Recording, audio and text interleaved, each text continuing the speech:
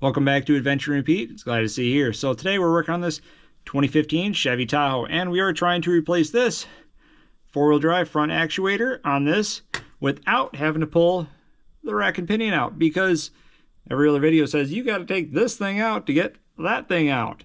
But we're going to show you how to do it simple and easy without having to pull the rack and change it.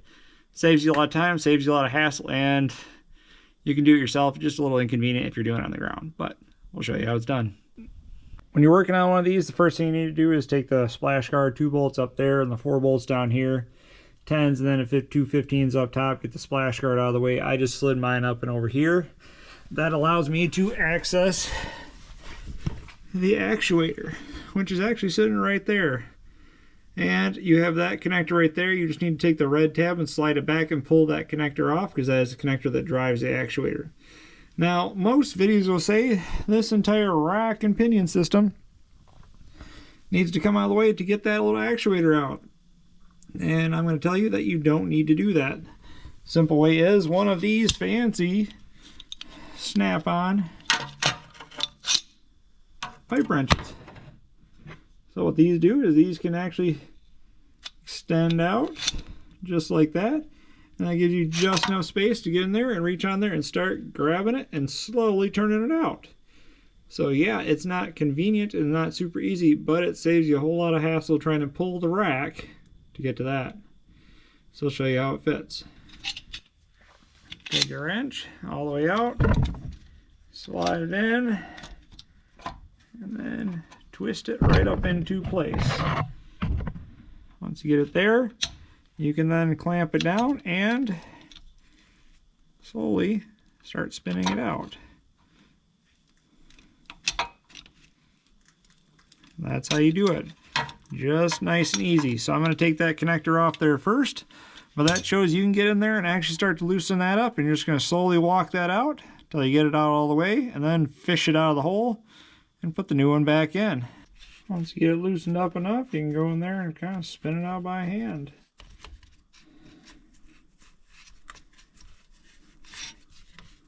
I got this free.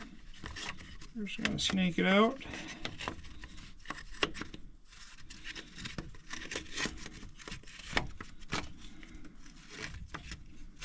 Right through here. And there we go. We have now extracted it. We'll prep the new one, put the new one back in. Once you feed it back up in there, I always like to use RTV just to seal up the threads. I know they use some kind of a just regular pipe dope on them, but I always use RTV just to give a little extra bit of sealing, because sometimes pipe dope doesn't sit very well the second time around. And just try to use my fingers and get it started back in the hole. Doing this one-handed, not always as fun, but we'll get it started and then reseat it with the same wrench. Now you can use the same wrench to tighten it back up, just go in the other direction, so it works out pretty easy. And you just got to remember to take the connector and plug it back in afterwards to make sure you don't forget that, because otherwise you definitely won't have that problem either. Then slide the red lock tab back in. So it's always hard to do on camera with one hand, so I'm going to drop the camera, plug it back in, and this project will be done.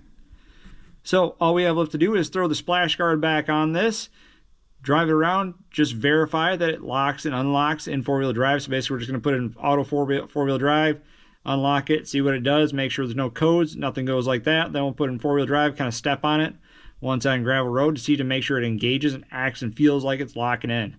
Other than that, as long as it's not throwing codes, it's done, it's good to go, and it's ready. So that's how to do this job without having to pull that actuator out. All you're using is this simple adjustable pipe wrench. Snap-on makes them. It's kind of worth the money, unfortunately, but if you have one similar to this that's fully adjustable with your pipe wrench, it's not just normal pipe wrench, it's kind of that sliding adjustable, this works out just fine and gets in there perfect. So I'm sure there's other options out there, but everybody else shows how to do this, but they pull the rack out of the way. I'm trying to make it easy for you, because honestly, I don't want to pull that anyways. So that's all there is to it. Hopefully you can like the video, comment, tell us what you think, tell us what you want to hear about, and subscribe. We got a lot of great content coming on, and great content on the channel, so be sure to check it out. And remember to have a great adventure.